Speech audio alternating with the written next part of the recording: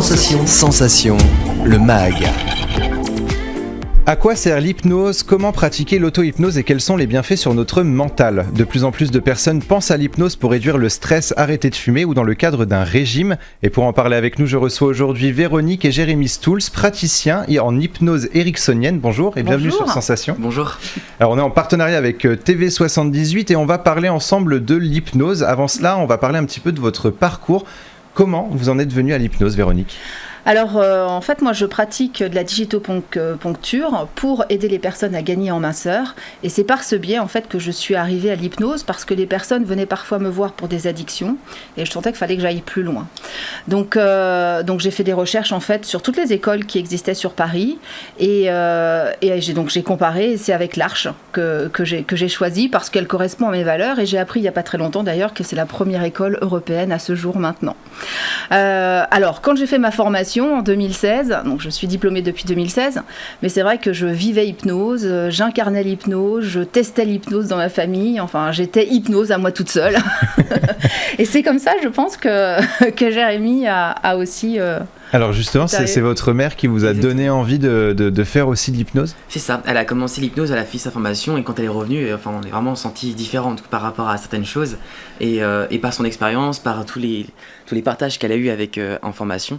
Du coup, ça m'a donné envie de découvrir l'hypnose. Donc on avait des cabinets publics avec l'école en question et c'est vrai que ça m'a donné beaucoup envie. Donc elle m'a proposé la formation et il faut savoir que c'est quand même un coût financier. Donc à 16 ans, à ce moment-là j'avais 16 ans, je me suis dit, attends, à 16 ans faire une formation d'hypnose, alors évidemment c'est pour les personnes qui sont souvent en reconversion ou surtout des personnes qui veulent avoir une pratique en plus par rapport à déjà leur accompagnement. Donc pour moi à 16 ans c'était quand même assez exceptionnel. Donc du coup je me suis dit mur de réflexion et puis du coup j'ai quand même été et du coup à Avignon l'été on a fait la première semaine. Et vous faites aussi du coaching en hypnose, en quoi ça consiste ? Alors du coup c'est pour aller plus loin dans l'accompagnement de l'hypnose, j'ai choisi du coup de faire du coaching. C'est une vision différente parce qu'en coaching on est plus dans le concret, plus direct. C'est-à-dire que la personne elle est totalement consciente pendant toute la séance, contrairement à l'hypnose c'est un peu plus imaginaire et le coaching c'est à chaque fin de séance on ressort avec un plan d'action et c'est la personne qui choisit son plan d'action qui a à faire pour la prochaine séance. Donc voilà, c'est plus direct, plus concret, j'aimais bien ce côté-là. Et alors quand on parle d'hypnose, on pense bien souvent à l'hypnose de spectacle et on a comme référence Mesmer par exemple. Exactement. Quelle est la différence entre l'hypnose de spectacle et l'hypnose thérapeutique ? Alors il faut différencier les deux bien sûr, même si on a le même nom pour les deux, l'hypnose, c'est deux choses qui sont complètement différentes. En hypnose de spectacle, on est là pour faire du show, on est là pour montrer des états qui sont bluffants, des choses qui sont incroyables, même parfois on se demande souvent si c'est vrai, si c'est faux, si les gens jouent la comédie. En fait on sait pas vraiment, c'est la personne qui le sait sur elle-même et j'ai même eu des retours qu'en fait elle se sentait obligée de faire ce que la personne lui disait parce qu'elle n'était pas en transe, enfin c'est état hypnotique on appelle ça, mais elle se sentait obligée parce qu'elle était sur scène et elle voulait quand même que ça continue. Donc voilà, il a vraiment ce côté chaud, mais et contrairement à notre hypnose à nous, on pratique en cabinet, les personnes veulent régler des choses, elles sont là pour avancer, pour atteindre des objectifs. Donc c'est vrai que dans ça c'est complètement différent, on va pas régler une dépression sur scène, alors qu'en hypnose thérapeutique oui. Et il n'y a jamais ce sentiment d'obligation justement dans l'hypnose thérapeutique. Alors on l'utilise pour arrêter de fumer ou tenir un régime. Beaucoup de personnes font appel à un praticien en hypnose. Certains sont sceptiques. Comment fonctionne l'hypnose et quels sont les effets attendus au cours des séances ? Alors, comment fonctionne l'hypnose ? C'est surtout, l'idée, c'est déjà de découvrir en fait le monde de l'autre. C'est-à-dire que le praticien est là pour écouter, pour sentir, poser des questions. En fait, c'est un peu comme si c'était un enfant de 5 ans. Et il découvre et il pose donc toutes les questions possibles et inimaginables pour se rapprocher au plus de la personne. Parce que chaque personne fonctionne différemment. Et moi, je peux vivre une situation qui ne sera pas du tout pareille qu'une autre personne. Donc l'idée c'est vraiment de se rapprocher au plus de la personne et ensuite c'est de pouvoir donc lui expliquer qu'est-ce que c'est qu'un phénomène hypnotique. Faut savoir que notre partie inconsciente nous révèle plein de choses, elle fonctionne aussi avec le corps et c'est vrai que pour cela au moment d'une séance on peut avoir par exemple une lévitation de bras, en tout cas avoir des signes pour que nous on puisse aussi savoir où en est la personne. Après on l'emmène en fait, on laisse cette partie consciente. Il faut bien savoir que notre partie consciente correspond à 10%. C'est ce que notre partie consciente, c'est quand on réfléchit, c'est quand on apprend. Et les 90% restants, c'est notre partie inconsciente. Et notre partie inconsciente, c'est quand on respire, c'est nos réflexes, nos habitudes, nos valeurs, enfin nos croyances, c'est tout ça. Et quand on pense qu'on est géré en fait par 90% de son inconscient, c'est là où on prend et qu'on prend ce recul et qu'on se dit waouh, on a quand même plein de choses à faire. Et c'est comme ça qu'on arrive en fait. L'idée, c'est de basculer la partie consciente pour arriver sur cette partie inconsciente, pouvoir après négocier avec ces parties. Mais c'est la personne qui fait ce changement et tout part de la personne. Nous, on est là juste, on va dire, en accompagnateur, en guide pour emmener la personne sur cette phase. Et en fait, on est entre l'éveil et le sommeil. On est un peu dans cette phase entre deux. Faut pas que la personne dorme complètement. Faut pas qu'elle soit complètement réveillée. Faut qu'elle soit entre deux. Et c'est ça qui est juste extraordinaire. Et pour quel motif peut-on avoir besoin de l'hypnose ? J'ai évoqué tout à l'heure le stress, l'arrêt du tabac, les troubles alimentaires. Quels sont les autres motifs sur lesquels vous pouvez intervenir ? Est-ce que par exemple pour un blocage, on peut justement révéler des douleurs peut-être profondes ou de notre enfance ?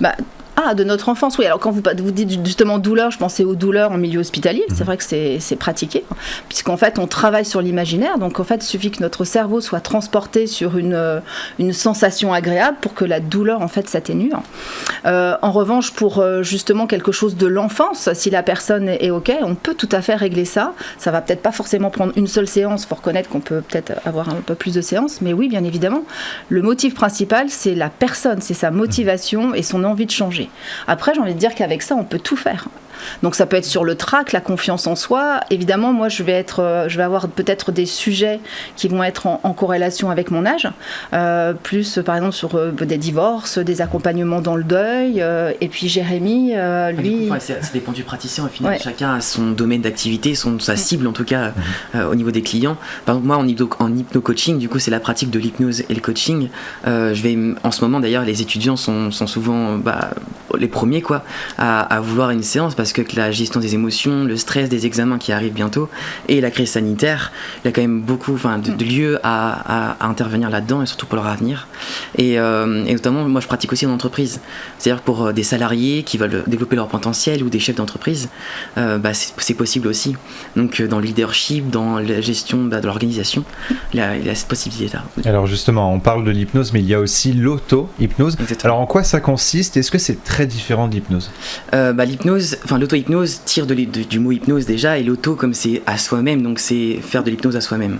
L'auto-hypnose, pour la pratiquer, il faut déjà savoir ce que c'est un état hypnotique, savoir ce que c'est cet état qu'on dit. Donc je conseille déjà d'avoir fait une ou deux séances, d'être déjà accompagné une ou plusieurs fois pour savoir où on va. Et du coup c'est déjà intéressant d'avoir cette phase-là. Ensuite en auto-hypnose, donc si on se le fait à soi-même, il y a des vidéos, des livres, des bouquins. Nous on peut même conseiller les personnes à se retrouver. On peut le voir aussi comme une sorte de méditation.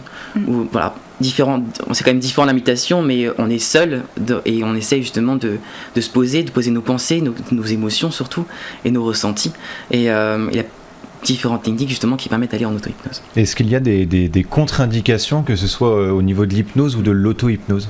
Alors en hypnose, oui, il y a des contre-indications, notamment tout ce qui concerne les pathologies au niveau de la sphère psychiatrique, comme les personnes qui font de la schizophrénie, paranoïa, les troubles bipolaires, des anxiétés très très très profondes, et puis tout ce qui concerne aussi les traitements médicamenteux autour de ces pathologies. C'est vrai que dans ces cas-là, vraiment, c'est pas conseillé du tout.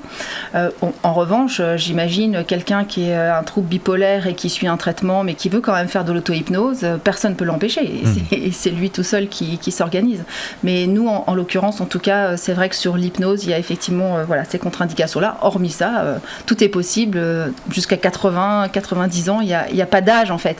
On pourrait dire, oh là là, non, je suis trop vieux pour changer. Alors, des fois, on entend ça. Mais en fait, moi, j'ai eu des révélations. Non, pas du tout. À 82 ans, on peut très bien changer. Et à partir du moment où on en a envie, c'est vraiment possible. Et alors, est-ce que tout le monde est réceptif à l'hypnose ? C'est la grande question. Et tout le monde se la pose. En tout cas, beaucoup beaucoup de personnes se la posent. Ouais. Oui, tout le monde est réceptif à l'hypnose. Ouais. Pour vous dire d'ailleurs, on est tous toute la journée en état d'hypnose. À certains moments de la journée, par exemple, quand on est absorbé par un film, par un trajet, par un livre, on est tous absorbés par ça, même dans une conversation. Et au final, même quand on se dit j'avais la tête dans les nuages, au final, où était vraiment votre tête, où était vraiment votre conscience à ce moment-là? C'est déjà un état d'hypnose au final. Donc oui, tout le monde est réceptif à l'hypnose. Ça va juste dépendre du temps qu'on va accorder à la personne pour qu'elle aille dans cet état-là consciemment, on va dire, ou même inconsciemment. Et aussi de la confiance qu'on a en accompagnateur. Donc il n'y a plus de doute à avoir, tout le monde est réceptif à l'hypnose. Exactement. Merci beaucoup Véronique et Jérémy Stouls d'avoir été avec nous sur Sensation. Et pour revoir ou réécouter cette émission, rendez-vous sur notre site et application Radio Sensation.